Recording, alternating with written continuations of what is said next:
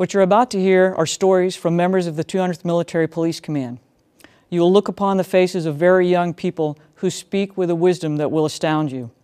You're going to hear voices full of the powerful passion of those who have overcome adversity.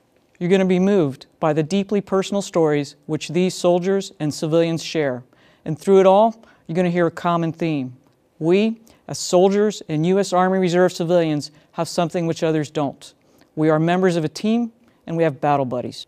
When asked what motivated them to step forward and participate in this project, the common theme was, because of what I've been through, I am stronger. I'm stronger and I can share and I can help. More importantly than that, I want to help and I see it as my duty to help. So I ask you to listen to these stories. And I ask you to remember that we have teammates, we have battle buddies, that we are teammates and we are battle buddies. We got this.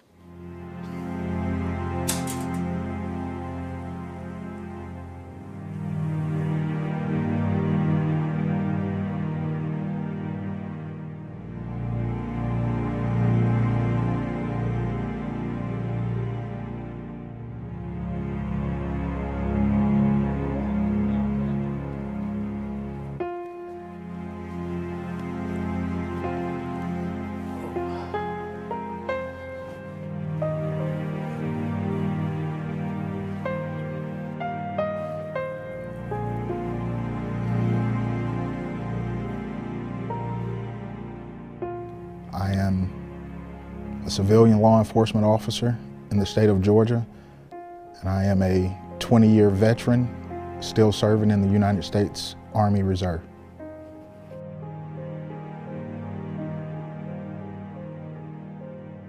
I'm a father of 7 children, 5 of which being girls. I felt that I had to protect them. Was nobody going to protect them the way that I could? And something happened to one of my daughters in my own home by a family member that turned everything upside down. My depression and anxiety actually started when I lost my son at the age of 3 months to sudden infant death syndrome. I was very depressed, very in a dark place, very, very alone. One of my best friends died by suicide. He was 18, I was 19 at the time.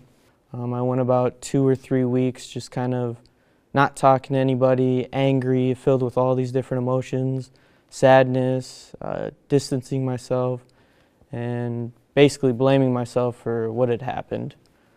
My father was the one that taught me how to play guitar. He worked at Aberdeen Proving Grounds for 32 years. He was a rocket scientist. He was actually a rocket scientist. And one of his favorite things to say is, you don't need to be a rocket scientist to figure this out, but if you need one, I'll be upstairs. He unfortunately contracted terminal cancer when I was in ROTC. He survived for about 4 years until the day after I graduated and commissioned as a lieutenant. I was able to give my bars to him when he was on his deathbed.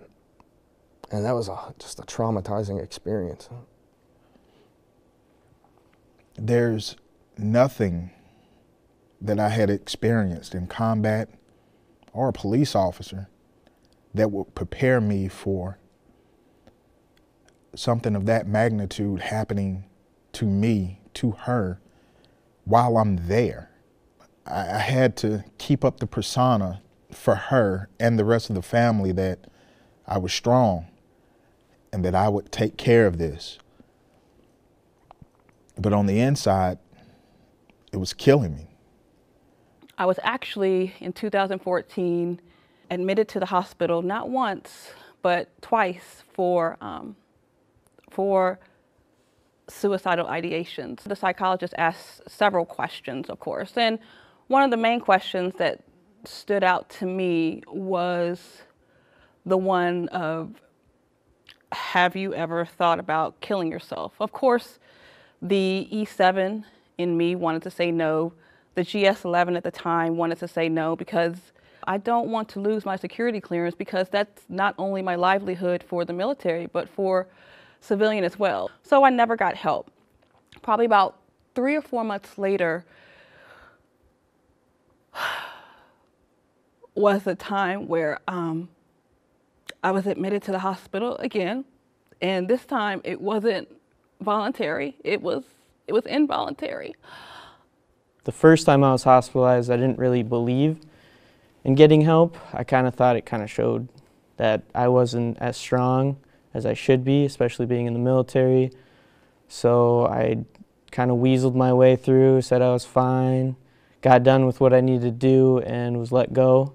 And then another incident occurred where a NCO from my previous unit had actually died from suicide.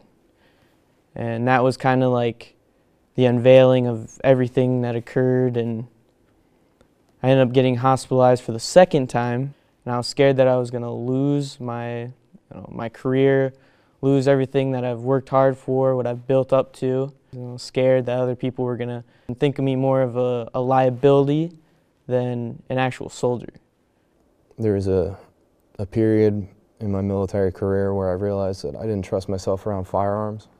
If both of my hands are on this guitar, I physically can't do anything wrong.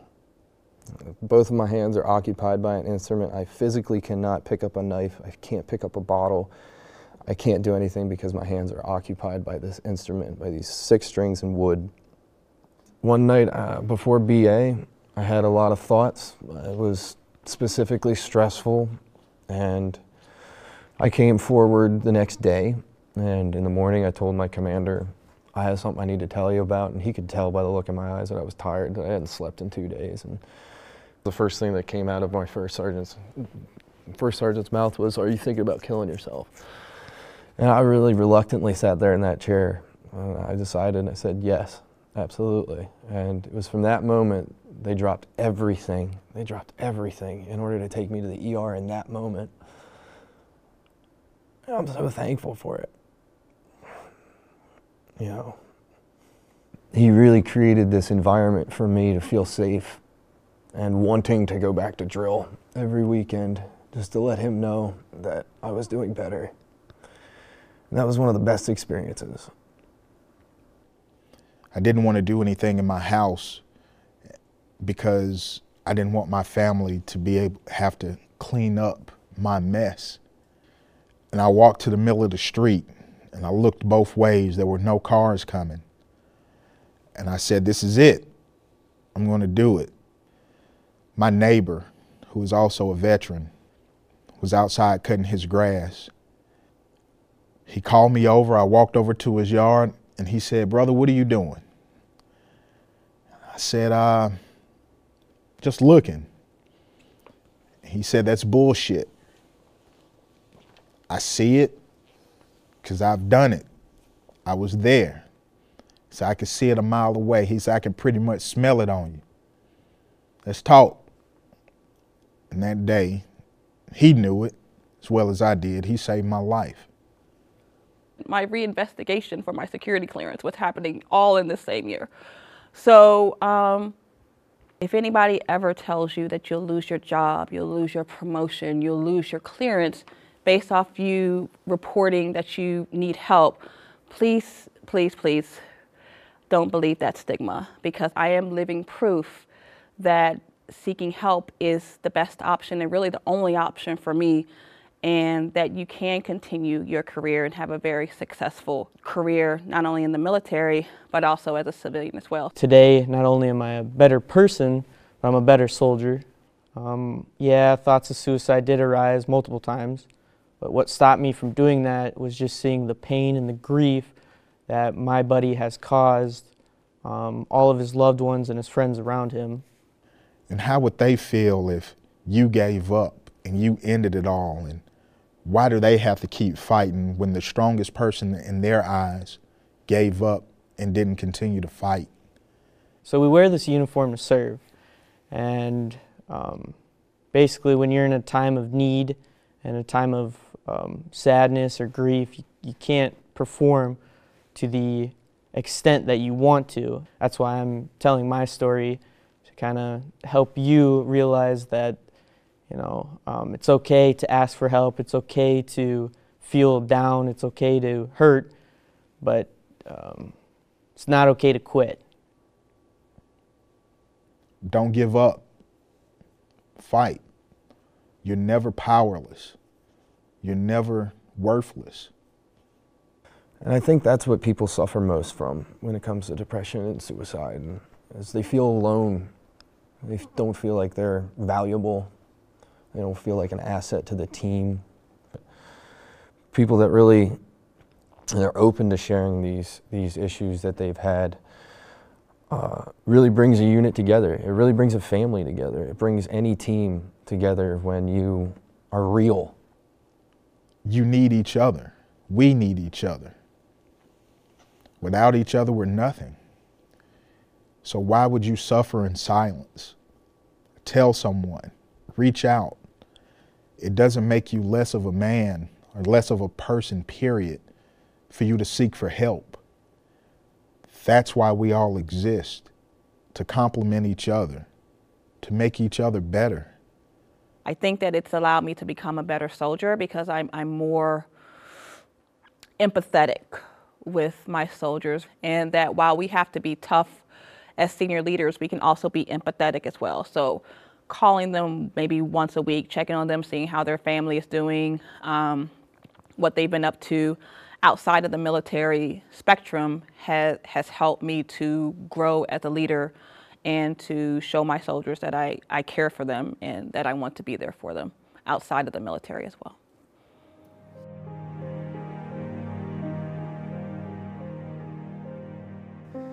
When I was 6 years old, my mother died from suicide. My brother, who was 2 years younger than myself, died by suicide. On October the 17th, 2017, my father died by suicide. It's really hard for me myself to accept that my brother died by suicide because he was such a happy-go-lucky, cheery person. I was in elementary school, and I remember one of my aunts coming to pick me up from school. So later on that day, I found out that I was never going to see my mother again. I always expected to bury my father, just not quite so soon. He left behind sisters. He left behind myself, who ended up having 3 young men. And every day when I look at one of them, he reminds me of my brother so much. I've gone through a lot of different emotions, from sadness to anger. I was angry at her for a long time. The simplest things that regular people call their mother for, I don't have that option. I still miss him. I would call him up on my way to work in the morning, and there are still times when I think to myself, man, I gotta call the old man. But I can't call him anymore. You never get used to that person not being in your life anymore.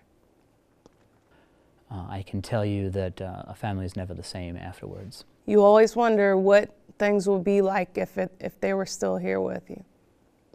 My father was really good at showing up. He came to my basic training graduation, my graduation from AIT, when I pinned major, all the major events in my life, my father was there. Why wouldn't my mother have wanted to see me graduate from high school or get married, join the military, get promoted to E7, all those things? My father was living with my grandmother, his mother, at the time of his death. She found him, and she will probably never recover from that experience of burying her oldest child, with whom she was very close, and finding him. I feel bad that my boys and my brother's sons have that cloud over them of what happened to him. It's sort of a cloud that hangs over the family in the wake of a death by suicide. There's that stigma that some feel that if it happened to a family member, it could happen to me. I think the stigma around suicide is so strong that folks don't reach out for help in the way that they probably need to, my own family included. I wish that he had spoken up. I wish that he had said something. I feel like if she would have shared the things that she was going through, the way that she felt, and her feelings with someone, then maybe she'd still be here today. It was amazing the people my father did not realize he had in his life. And I wish that he had looked around a little bit more and maybe seen all the people he would have impacted and could continue to impact positively were he still alive. Grief by the loss of someone who died by suicide and grief from the loss of someone who died of other illnesses is a totally different feeling. Suicide grief is different because I think there is a different kind of shame surrounding it. I think there's also a different kind of guilt surrounding it. Could I have done more? There's a lot of questions, unanswered questions that you'll never get the answer to. I still don't know exactly why she did it or what she was going through at the time. All these years later, the loss of my mom still affects me on a daily basis. So even after all of this time, it never goes away. You just learn how to live with it.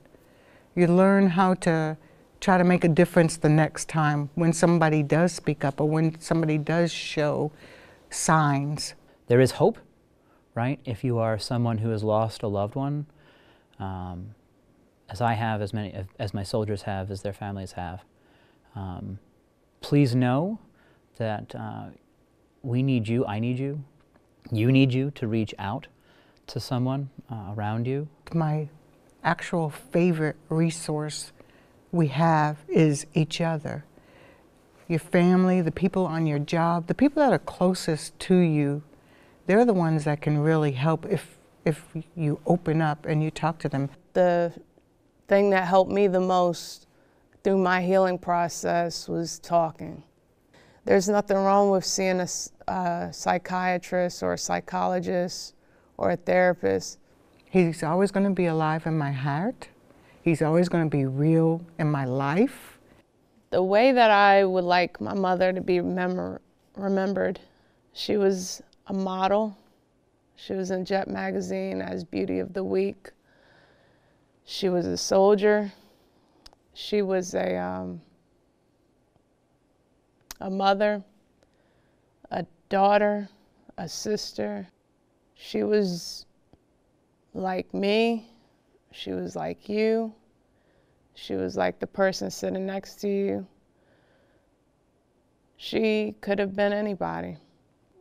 I think that that's important to remember, is that you never know who that person is sitting next to you, and you never know what their struggle is.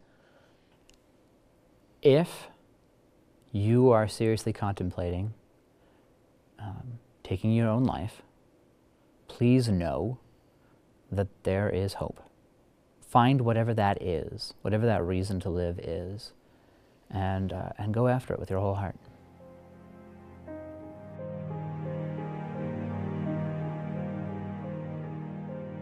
In 2006, I was deployed to Iraq. I had a soldier with me that was struggling through some hard times. Did what I thought was right. I went ahead and I turned him over to his chain of command and suggested that he potentially go see combat stress. 2 days later, he took his life, death by suicide. About 3 years ago, we lost a soldier. Suicide is something that affects everyone. And it scares me because we've had 4 suicidal ideations in 2018 alone. How do I know if we're not going to lose another one?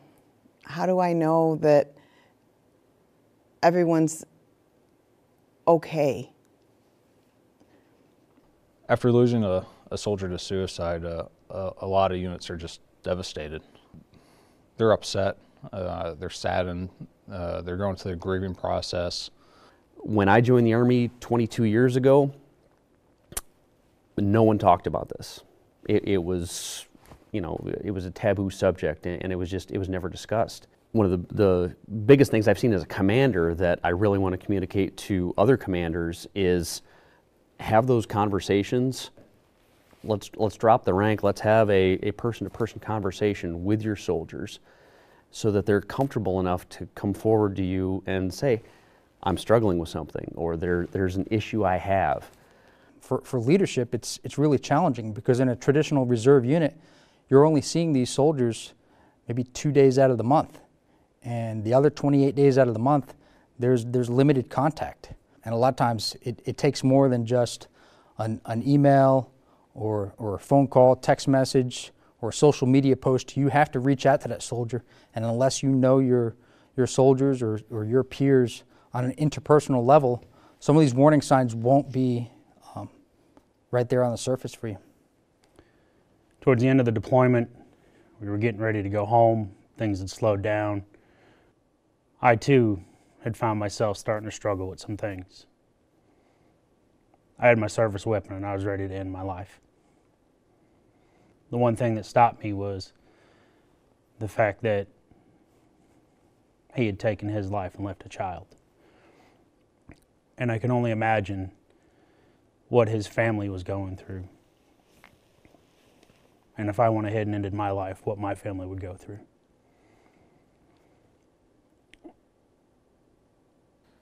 To get people help, I think we need to start to include the families, whether it's during family day briefs or we have some other dedicated time to brief the families on resources available if they see the warning signs, if they have suspicions, if they notice something's off about their soldier. Especially in this social media, virtual heavy environment that we all live in, we tend to lose the ability to have interpersonal relationships with our family and friends, coworkers.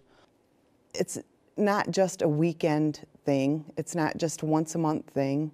It's an everyday thing. I have contact with soldiers at least 3 to 4 times a week, and it probably drives them crazy. But it's because I care to know that someone's there and that someone cares is important. The more you dig into that relationship with your soldier, the more they're going to share with you what's going on in their life. You're not a counselor. You're not a chaplain in most cases. You're a fellow soldier. You're a human being. And interaction, true interaction to get to know someone requires those deep questions. Ask the deep questions. The majority of the people out there that die by suicide don't want to. I didn't want to.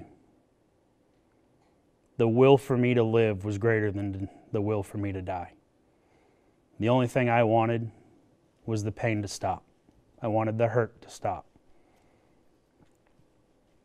You know, we chose a career field that is quite stressful, being in the Army. Nobody said it was going to be easy, but we've got a great support system within the Army today. There's a whole plethora of options that you can go to as an Army Reserve soldier, through your chain of command, through the chaplain corps, through your fellow peer group, because the Army takes it serious. The Army Reserve needs to keep every soldier that we have in its ranks. Every soldier in the Army Reserve today is valuable. We have a dangerous profession. It is a profession of arms, but we should not be a threat to ourselves. You will never regret staying up all night and talking with someone about what's going on in their life, because that conversation may have prevented them from taking their own life. There are soldiers out there that are struggling in silence, that are suffering quietly and not reaching out. What I want you to know is that you do not have to be alone in this. We truly do care about you. We want to know what's going on. We want to help you. So you're not alone. Reach out to us. Let us help you. The other thing that keeps me going is knowing that I'm here to help. I can help somebody. I can potentially save somebody else's life. And if I'm not here to do it, then who will?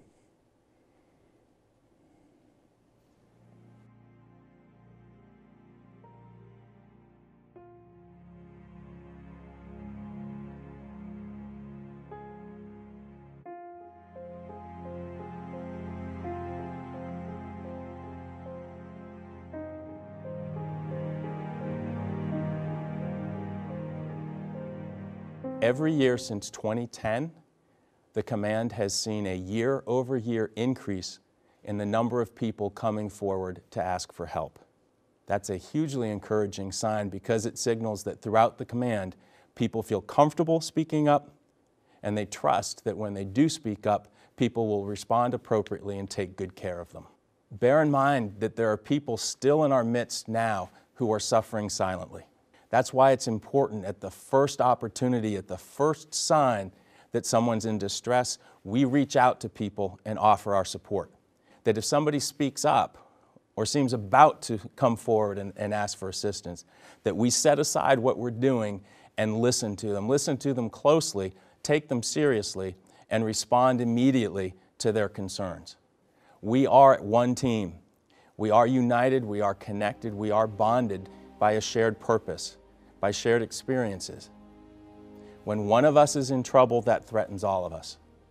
We need to rally around every single member of the formation, every single coworker, civilian or military, and our family members to make sure that everybody stays safe, supported, connected to one another so that nobody slips through the cracks. Strength and courage are military ideals. It takes a lot of strength, it takes a lot of courage to ask for help and to stick with it when the course gets a little tough. But as you heard your fellow soldiers and civilian coworkers say, asking for help, accepting help, and sticking with it pays huge dividends that in the end made them stronger people, stronger soldiers. And that's something that we should all respect, admire, and support.